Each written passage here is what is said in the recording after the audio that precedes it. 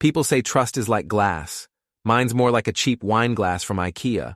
One drop, and you're picking up pieces for weeks. I'm Damon Harker, 38 years old, architect by trade, fool by marriage.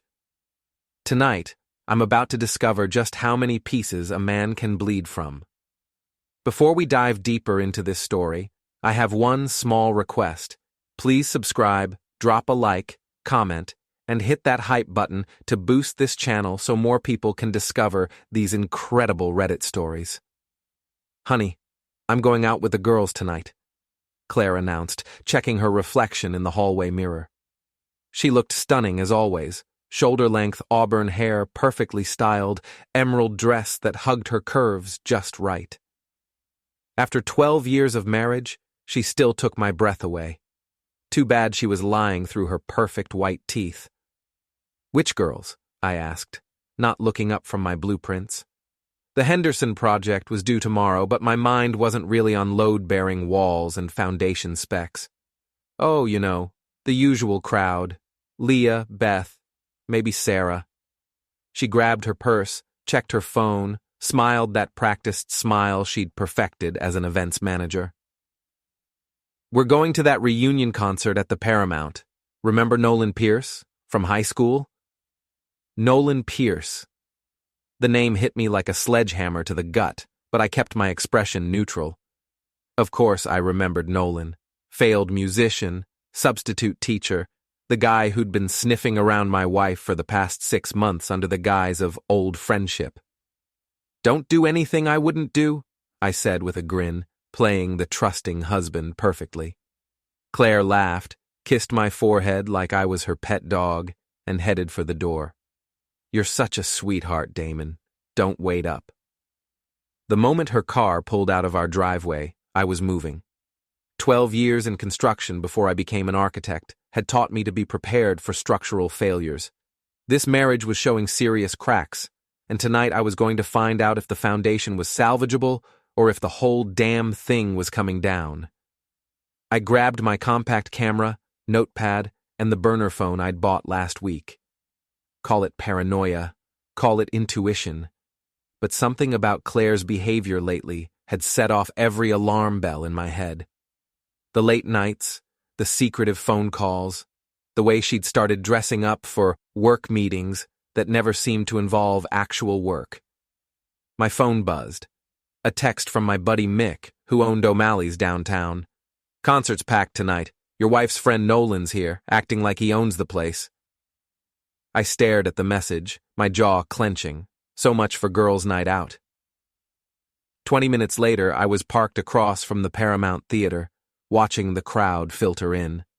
The venue was one of those restored historic buildings that Claire's company had worked on last year. All mood lighting, exposed brick, and overpriced drinks. Perfect place for secrets and lies. I spotted Claire's silver BMW in the parking structure. Then I saw her, standing near the entrance in that emerald dress, but she wasn't with Leah or Beth or Sarah. She was with Nolan Pierce, and they were standing way too close for old friends. Nolan looked exactly like what he was, a 40-year-old man desperately clinging to his 25-year-old dreams. Tight jeans, vintage band t-shirt, leather jacket that probably cost more than my monthly mortgage payment. His sandy hair was perfectly tousled in that I just rolled out of bed but spent an hour making it look this way, style that seemed to work on certain types of women. Apparently, my wife was one of those women. I watched them through my camera lens as they laughed at something Nolan said. He put his hand on the small of her back, guiding her toward the entrance. Claire didn't pull away. Instead, she leaned into him, her hand resting on his chest. Well, shit, I muttered, snapping photos. Nothing says romance like hiding behind a speaker stack, clutching a $6 beer. Inside the theater, I kept my distance, moving through the crowd like a ghost. The opening band was some local group trying to recapture their glory days, all feedback and over-amplified guitars. Perfect cover for surveillance. I found a spot behind a pillar where I could watch Claire and Nolan without being seen. They'd found seats near the back, away from the main crowd. Claire had her hand on Nolan's thigh, and he was whispering something in her ear that made her throw her head back and laugh. My stomach churned, but I kept taking pictures. Evidence. That's what this was about now. Building a case, documenting the betrayal with the same methodical precision I used to design buildings. During the intermission, they moved to the bar. I followed, staying in the shadows, close enough to overhear their conversation. God, I've missed this, Claire was saying, her hand wrapped around a martini glass. The music, the energy, the feeling of being alive again. You mean you've missed me? Nolan replied with that cocky grin I remembered from high school. Some things never change. Maybe I have. Claire's voice was soft, intimate, nothing like the business-like tone she'd been using with me lately. They were standing so close now that there was no space between them. Nolan's hand was on her waist, his thumb tracing small circles on the fabric of her dress. Claire was looking up at him with an expression I hadn't seen in years. Desire, anticipation, the look of a woman who was exactly where she wanted to be. Then he kissed her. Not a friendly peck on the cheek or a casual brush of lips. This was a real kiss, deep and passionate, the kind that said they'd been here before, many times.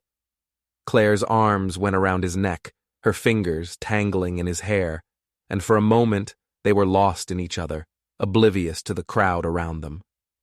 I captured it all on camera, my hands surprisingly steady despite the rage building in my chest. 12 years of marriage, 12 years of trust and partnership and shared dreams, reduced to a series of digital images that would probably end up as evidence in divorce court. Excuse me, aren't you Damon Harker? I spun around, nearly dropping my camera. Standing behind me was Edie Morrison, our nosy neighbor, looking surprised and delighted to have caught me in what must have appeared to be a very compromising situation. Edie, what are you doing here? I managed to keep my voice casual, but my heart was pounding. Date night with Harold, she said, gesturing toward a balding man who was clearly more interested in the beer selection than the music. But what are you doing here? I thought Claire said she was having girls' night? I glanced back toward the bar, but Claire and Nolan had disappeared into the crowd. Yeah, well, you know how it is. Sometimes plans change. Edie's eyes were sharp with curiosity. She was the kind of woman who collected gossip like other people collected stamps, and I could practically see her filing away this encounter for future use. Of course, she said with a knowing smile. Well, enjoy the show. As she walked away, I realized my cover was blown. If Edie had seen me here, it was only a matter of time before word got back to Claire. I needed to get out, but first I had to find them again. I pushed through the crowd, scanning faces, looking for that emerald dress and leather jacket. The second half of the concert was starting, but I ignored the music, focused entirely on my hunt. I found them in the parking garage after the show, pressed against Nolan's restored 1967 Camaro, his pride and joy, the car he'd spent more money on than most people spend on houses. They were making out like teenagers, Claire's dress hiked up, Nolan's hands roaming places that belonged to me. I took more pictures, my finger clicking the shutter button mechanically, documenting the death of my marriage frame by frame. This wasn't just an affair, this was a relationship, complete with history and passion and all the things that had been missing from my marriage for months. When they finally broke apart, Claire smoothed down her dress and checked her reflection in the car window. I should get home, she said. Damon will be wondering where I am. Fuck Damon, Nolan replied, pulling her close again. When are you going to tell him? Soon, Claire promised. I just need to figure out the right way to do it. He's going to be devastated. He'll get over it. Guys like him always do. Guys like him. As if I was some generic, interchangeable husband who could be discarded and replaced without a second thought. The rage that had been building all night finally reached the boiling point. I wanted to storm over there, to confront them both, to make a scene that would shatter their perfect little bubble of deception. But I forced myself to stay hidden, to think like an architect instead of a betrayed husband. You don't tear down a building without a plan. You survey the structure, identify the weak points, and then you bring it down systematically, piece by piece. Claire and Nolan were about to learn what happens when you underestimate a man who builds things for a living. Because I wasn't just going to tear down their affair, I was going to demolish their entire world. I didn't sleep that night. Instead, I sat in my home office, staring at the photos on my computer screen, building a case against my own wife with the same methodical precision I used to design skyscrapers. Every image was a piece of evidence, every timestamp a nail in the coffin of our marriage. By dawn, I had a complete dossier on Nolan Pierce that would have impressed a private investigator. Social media had made stalking remarkably easy. All you needed was patience and a suspicious mind. Nolan's Facebook page was a treasure trove of narcissistic oversharing, complete with financial complaints disguised as philosophical musings about the struggle of the artist. Turns out our local Romeo was drowning in debt. Credit cards maxed out, student loans in default, and 3 months behind on rent for his downtown apartment. His substitute teaching gig barely covered his car payments, and his weekend band, Midnight Revival, played to audiences of 12 people at dive bars that smelled like stale beer and broken dreams. But the real goldmine was his Instagram account. Nolan was one of those people who documented every moment of his life, including several photos from the past few months that featured my wife in the background.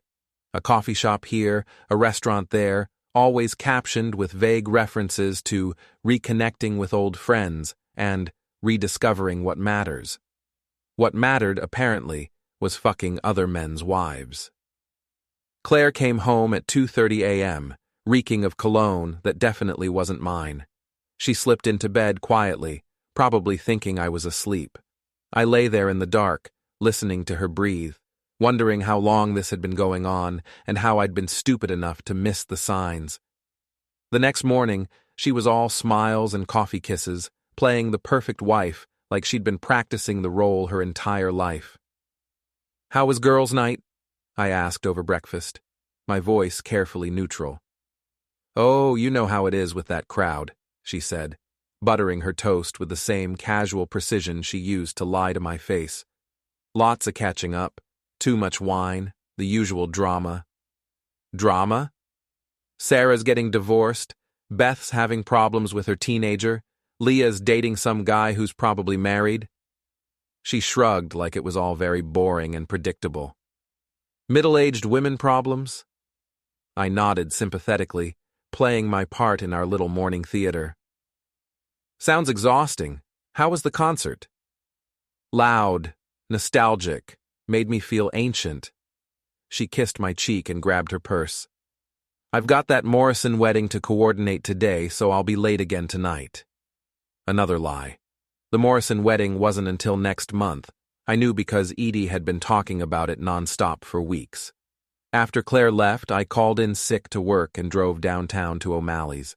Mick was already there, prepping for the lunch crowd, his massive frame moving with surprising grace behind the bar.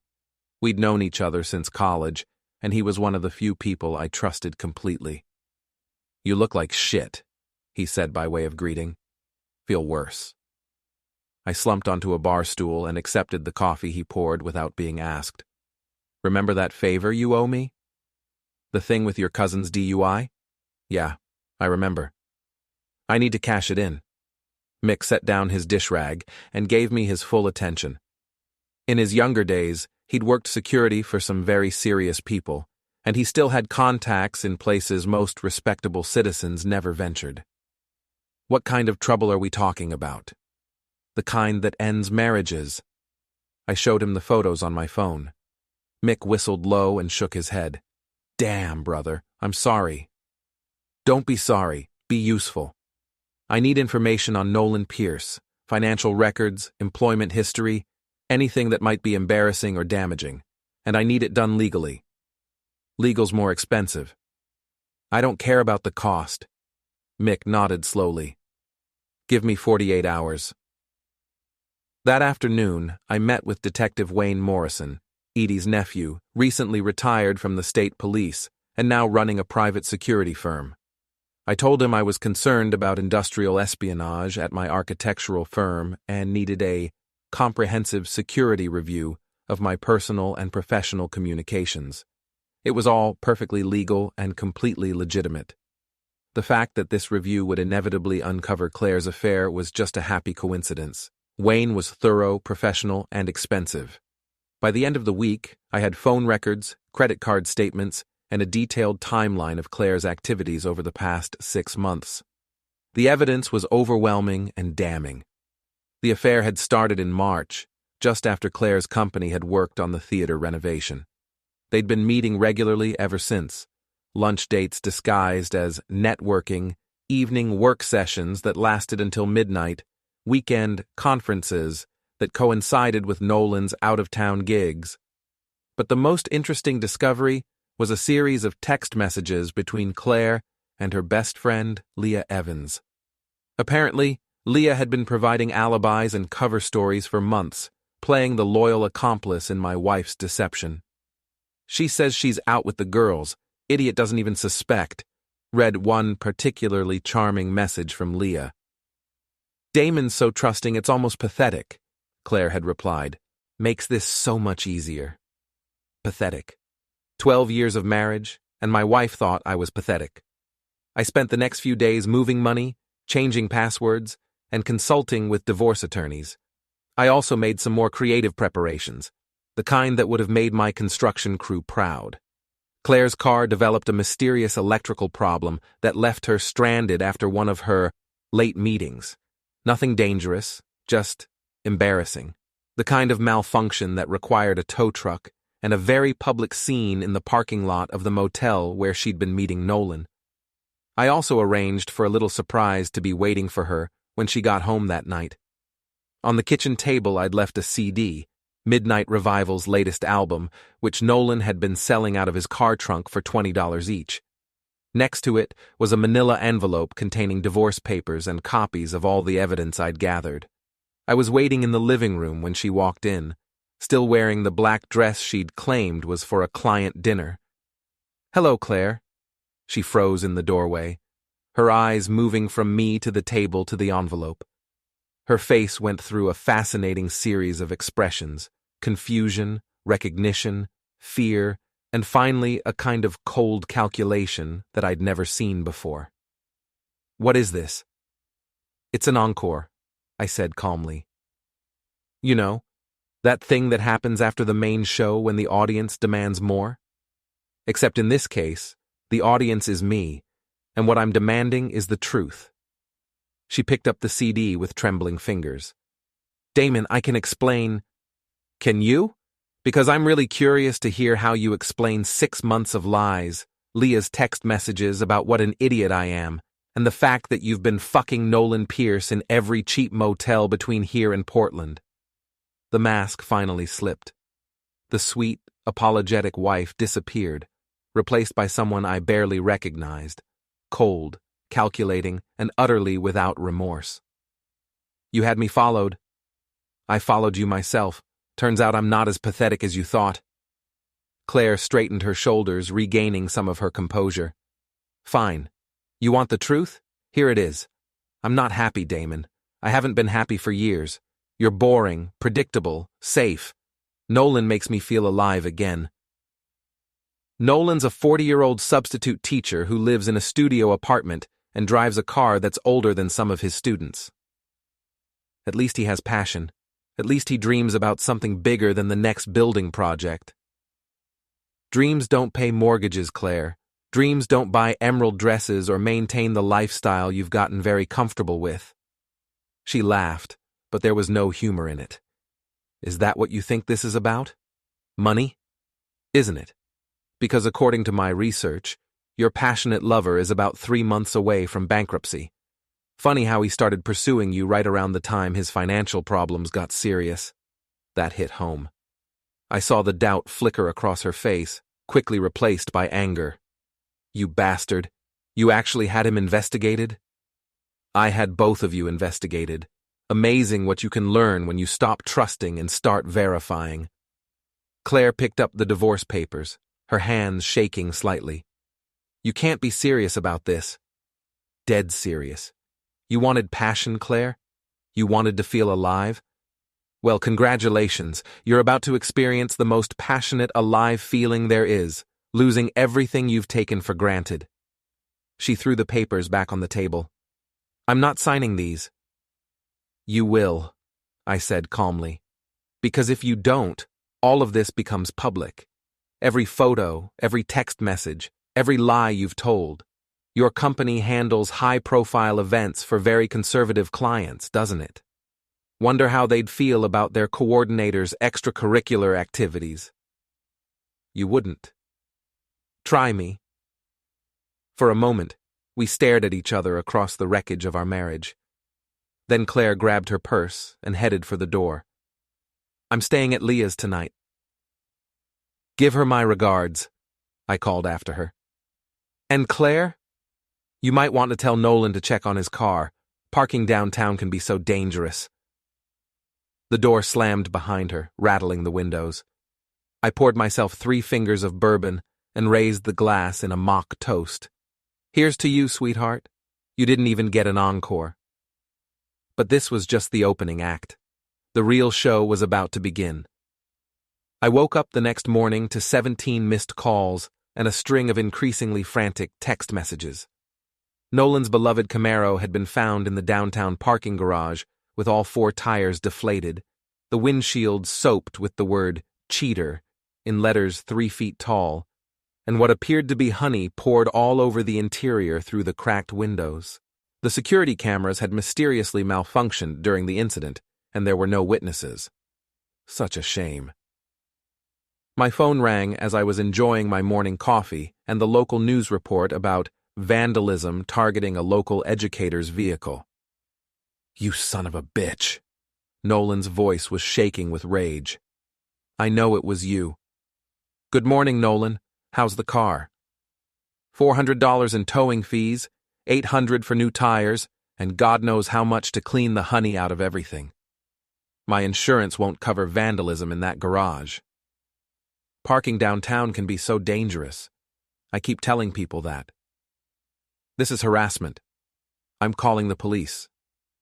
Be my guest. I'm sure they'll be very interested in your relationship with my wife. Adultery might not be illegal anymore, but it's still great gossip for small-town cops. The line went quiet for a moment. When Nolan spoke again, his voice was calmer, but no less angry. What do you want? I want you to disappear. Find another town, another woman, another man's life to ruin. Leave mine alone. Claire loves me. Claire loves the idea of you. There's a difference. When she figures that out, you'll be yesterday's news. You're wrong. Am I? Tell me, Nolan, how much of your financial situation have you shared with my wife? Does she know about the maxed-out credit cards, the defaulted student loans, the 3 months of back rent? Does she know that your landlord is filing eviction papers next week? Silence. I didn't think so. See, that's the thing about affairs. They exist in a fantasy bubble where nobody talks about boring stuff like money and responsibilities. But reality has a way of popping those bubbles. Fuck you, Damon. No thanks. I'll leave that to Claire. Oh wait, you already are. I hung up and immediately called Mick. Phase 2 is a go, I said. You sure about this, brother? Once we start down this road, there's no going back. I'm sure. That evening was the monthly Downtown Street Festival, one of those community events that Claire's company usually coordinated. This year, she was notably absent, which gave me the perfect opportunity to mingle with her professional contacts and plant a few carefully chosen seeds. I found Margaret Chen, the mayor's wife and chairwoman of the Cultural Arts Committee, sampling kettle corn near the main stage. Damon, how lovely to see you. Where's Claire tonight? Oh, she's dealing with some personal issues, I said with just the right amount of concerned husband energy. Nothing serious, I hope, but you know how these things can get complicated. Margaret's eyes sharpened with interest. She was almost as good at collecting gossip as Edie Morrison. I hope everything's all right. I'm sure it will be. Claire's always been good at managing multiple projects at once, though sometimes I worry she takes on more than she can handle. Multiple projects. Well, between work and her volunteer activities and reconnecting with old friends from high school, I let the sentence trail off meaningfully. Old friends? Nolan Pierce? The substitute teacher? They've been spending a lot of time together lately, reliving the glory days, I suppose. Though I have to admit, some of his financial problems make me a bit concerned about the influence he might have on Claire's judgment. Margaret absorbed this information like a sponge. By tomorrow, half the town would know that Claire Harker was having problems and associating with a financially unstable man. I made similar stops throughout the evening, dropping carefully crafted hints to the right people in the right way. Nothing actionable, nothing that could be traced back to me, just the kind of vague concerns that would metastasize into full-blown rumors within days. The beauty of small-town gossip is that it takes on a life of its own. By the time the story made its way back to Claire, it would be so distorted and embellished that she'd never be able to trace it to its source. My phone buzzed with a text from Wayne Morrison. Package delivered. I smiled and headed home. Phase 3 was about to begin. Claire was waiting for me in the living room, looking haggard and desperate. She'd clearly been crying, and her usually perfect hair was disheveled. "We need to talk," she said. "I'm listening." "This has gone too far, Damon. People are talking. My boss called today asking if there were any personal issues affecting my work performance. Margaret Chen cornered me at the grocery store with some bullshit about being concerned for my well-being." "Small towns," I said with a shrug. "People talk." "You did this. You're spreading rumors about me." "I'm not spreading anything. I'm just being honest about my concerns for my wife's judgment and associations." "My associations?" "Well, let's see. You're having an affair with a man who's about to be evicted, whose car was vandalized by unknown parties, and who apparently has a history of similar relationships with married women." Claire's face went pale. "What do you mean, a history?" "Oh, didn't he tell you? Nolan's been down this road before. Jennifer Walsh, 3 years ago. Married woman, messy divorce, restraining order. Sandra Mitchell, 2 years ago. Engaged woman, broken engagement. Her fiancé nearly beat the shit out of him. You're not his first, Claire. You're just his latest." The information had come from Wayne's investigation, all of it documented and verifiable. Nolan Pierce was a serial homewrecker, a man who specialized in targeting women in committed relationships. "You're lying." "Am I? Ask him. Better yet, ask Jennifer Walsh. She works at the bank downtown now. I'm sure she'd love to share her experiences with Nolan's brand of passion." Claire sat down heavily on the couch, her hands shaking. "This is insane. You've lost your mind." "Have I? Because from where I'm sitting, I'm the only one thinking clearly. You threw away 12 years of marriage for a man who makes $40,000 a year, lives in a studio apartment, and has a documented history of destroying other people's relationships. That doesn't sound like passion to me, Claire. That sounds like stupidity." "I love him." "No, you don't. You love the idea of him. You love feeling young and desired and rebellious. But love? Real love? That requires actually knowing someone, understanding their flaws and accepting them anyway. How much do you really know about Nolan Pierce?" She didn't answer, but I could see the doubt creeping in. The fairy tale was starting to crack. "Here's what's going to happen," I continued. "You're going to sign those divorce papers, we're going to split our assets according to the prenup you insisted on, and you're going to disappear from my life. In exchange, I'll keep the more embarrassing details of your affair private. And if I don't, then tomorrow morning, every person in this town will know exactly what kind of woman you really are. Your clients, your coworkers, your family, everyone. Is your relationship with Nolan worth that kind of humiliation?" Claire stared at me for a long moment, and I saw something die in her eyes, the last vestige of the woman I'd married, replaced by someone harder and more calculating. You bastard. Maybe, but I'm a bastard who's about to be single and very, very wealthy. Can Nolan say the same? She signed the papers that night, her signature shaking with rage and defeat. As she packed her things, I poured myself another bourbon and reflected on how satisfying it was to watch someone's world collapse in real time. But I wasn't done yet. Not even close. The real show was just getting started. 3 days after Claire moved out, Leah Evans made her first mistake. She called me, her voice dripping with false sympathy and barely concealed venom. "Damon, honey, I just wanted to check on you. This whole situation with Claire must be so difficult." "Thanks for your concern, Leah, though I have to say it's interesting timing." "What do you mean?" "Well, considering you've been helping her lie to me for 6 months, your sudden concern for my well-being seems a bit theatrical." Silence. Then, "I don't know what you're talking about." "Sure you do. She says she's out with the girls. Idiot doesn't even suspect." Ring any bells? The sharp intake of breath told me everything I needed to know. Leah had forgotten about the text messages, the digital trail that would haunt her just as much as it had haunted Claire. Those were private conversations. Not anymore. Amazing how private conversations become public when lawyers get involved. You can't use those. It's illegal. Actually, it's not. When someone uses your phone to coordinate lies and alibis, those communications become relevant to divorce proceedings. My attorney was very clear about that. I could hear Leah breathing heavily on the other end of the line.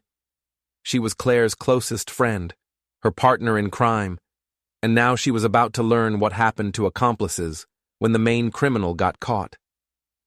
"What do you want?" "I want you to understand something, Leah. Actions have consequences. You helped destroy my marriage, so now I'm going to help destroy your reputation." "My reputation?" "Oh, yes. See, I've been doing some research on you, too. Amazing what people share on social media these days. Like that photo from last month's charity gala where you're clearly drunk and making out with City Councilman Roberts. You know, married City Councilman Roberts?" Another sharp intake of breath. "That's right. Turns out you and Claire have more in common than just being lying bitches. You're both homewreckers." That was just what? Just a momentary lapse in judgment, just a little harmless fun. Just the kind of thing that would end Robert's political career and destroy his 20-year marriage if it became public. Leah was crying now, soft sobs that might have moved me if I still had any capacity for sympathy. But that part of me had died the night I watched my wife kiss another man. "Please, Damon, don't do this." "Why not? You didn't hesitate to help Claire do it to me." "That was different." "How?" Because you're a man. You can handle it." I actually laughed out loud at that. "Right. Because men don't have feelings. Because betrayal doesn't hurt us the same way it hurts women. Is that what you told yourself while you were helping my wife plan her lies?" "I'm sorry. I'm really, really sorry." "No, you're not. You're scared. There's a difference." I hung up and immediately forwarded Leah's contact information to Wayne Morrison. Within an hour, she'd received a very official-looking letter from his security firm, informing her that she was under investigation for potential involvement in corporate espionage and fraud. It was complete bullshit, of course. Leah worked in marketing for a local real estate company and had never had access to anything more sensitive than listing prices. But the letter was written in sufficiently vague legal language to scare the hell out of her. By evening, she was blowing up my phone with increasingly desperate messages. I ignored them all. The next morning, I implemented Phase 4 of my plan, the public humiliation of Nolan Pierce. O'Malley's hosted a weekly trivia night that drew most of the local professional crowd, teachers, city workers, small business owners, the kind of people who would spread gossip faster than a wildfire in August. Nolan had been a regular for years, using it as a hunting ground for his next conquest. I arrived early and took a seat at the bar, nursing a beer and waiting for my moment. Nolan showed up around 8, looking nervous and jumpy. The car incident had clearly rattled him more than he'd let on. He ordered a whiskey and tried to blend into the crowd, but I could see him scanning the room, probably looking for potential witnesses to whatever he thought I might do next. He was right to be paranoid. During the break between rounds, I approached the microphone that the trivia host had left unattended. "Excuse me, everyone. Sorry to interrupt, but I wanted to take a moment to thank someone who's been very special to my wife recently." The room quieted, sensing drama. Nolan's face went white. Nolan Pierce, substitute teacher and aspiring musician, has been providing my wife Claire with tutoring in music appreciation, very intensive one-on-one sessions, often lasting all night. A few people chuckled, not yet understanding where this was going. In fact, Nolan's been so dedicated to my wife's education that he's neglected his own financial responsibilities. Did you know that substitute teachers only make about $40,000 a year? Amazing how someone can live so creatively on such a limited budget. Now the chuckles were turning into murmurs. People were starting to understand.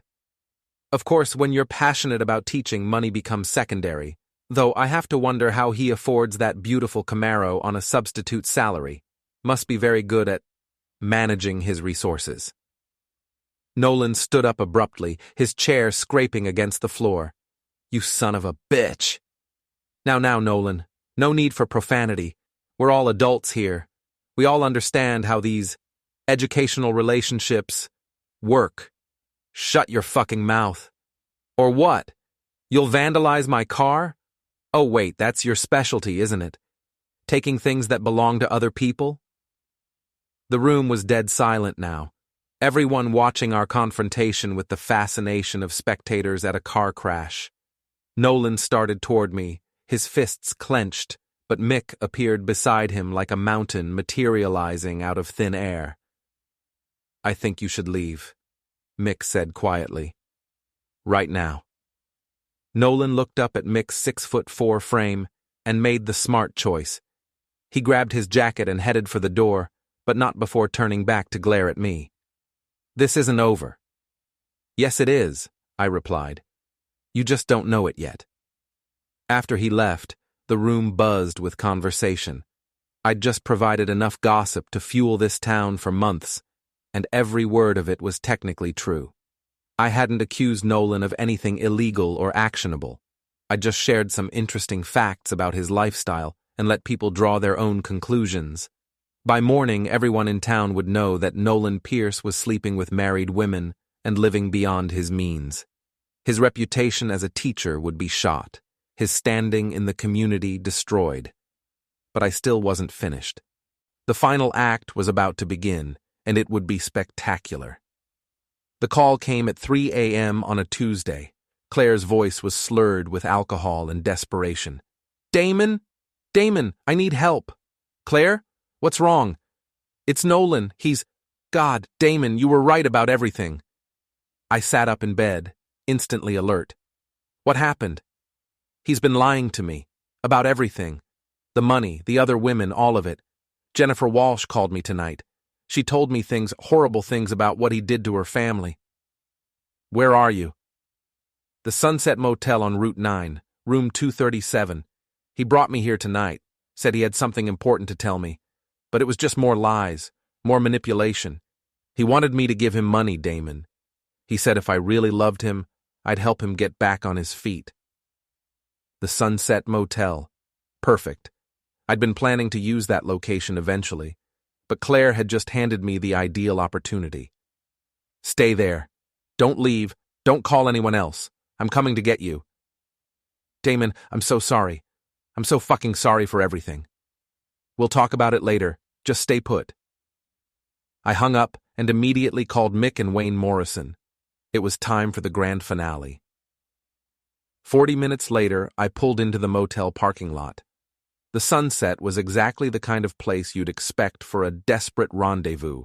flickering neon sign, cracked asphalt, and the lingering smell of disappointment and disinfectant. Claire was waiting outside room 237, looking like she'd aged 5 years in the past month. Her hair was disheveled, her makeup smeared, and she was wearing the same clothes I'd seen her in 2 days earlier. "Thank God you're here," she said, throwing herself into my arms. "I've been so stupid, Damon, so fucking stupid."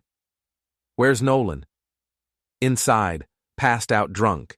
He's been drinking all day, ranting about you, about money, about how everyone's against him." I looked toward the motel room door. "Claire, I need you to listen to me very carefully. In about 5 minutes, some people are going to arrive here. When they do, I want you to stay quiet and let me handle everything." "What people? Damon? What's going on?" Before I could answer, headlights swept across the parking lot.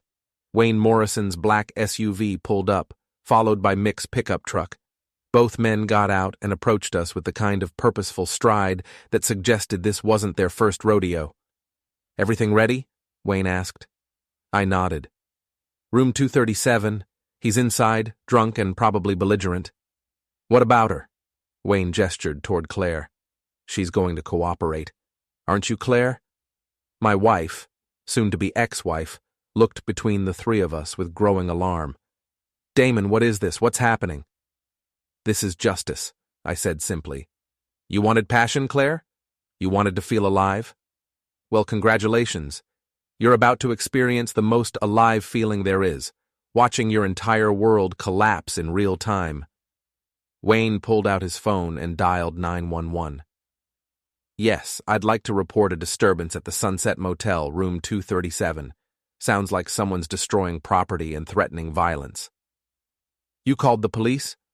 Claire grabbed my arm. "Damon, no! You can't do this!" "I'm not doing anything. I'm just a concerned citizen, reporting suspicious activity." The police arrived 8 minutes later, 2 patrol cars with lights flashing. By then, Wayne had positioned himself as the security consultant who'd been investigating reports of harassment and stalking. Mick was the concerned friend who'd witnessed Nolan's increasingly erratic behavior, and I was the victim who'd been receiving threatening phone calls and dealing with vandalism. It was all perfectly choreographed, completely legal, and absolutely devastating. The cops knocked on the motel room door. When Nolan answered, drunk, belligerent, and immediately hostile, he played his part perfectly. He started yelling about harassment and conspiracy, waving his arms and making the kind of threats that police officers take very seriously. Within minutes, he was in handcuffs, charged with public intoxication, disturbing the peace, and making terroristic threats. The fact that he'd been drinking all day and had a room full of empty bottles didn't help his case. But the real masterpiece was what Wayne had prepared for the police search. "Officers," Wayne said, pulling out a manila folder, "I think you should know that Mr. Pierce has been under investigation for stalking and harassment. We have documented evidence of his pattern of targeting married women, including financial fraud and identity theft." The evidence was a carefully crafted collection of public records, social media posts, and witness statements that painted Nolan as a serial predator who used emotional manipulation to exploit vulnerable women. Every piece of it was technically true, just presented in the most damaging possible context. When the police searched Nolan's car, they found something even more interesting: a bag containing jewelry, credit cards, and personal items belonging to several different women. Items that Nolan had been holding for safekeeping, but which looked suspiciously like the trophies of a con man. "This is a setup!" Nolan screamed as they loaded him into the patrol car. "Damon Harker did this! He's been stalking me, harassing me, destroying my life!" But drunk men in handcuffs don't make credible witnesses, especially when there are 3 respectable citizens providing testimony to the contrary. Claire watched the whole thing in stunned silence, finally understanding the scope of what I'd orchestrated. As the police cars pulled away, she turned to me with something approaching awe. "You planned all of this. Every detail. The car vandalism, the rumors, the motel, everything?" everything.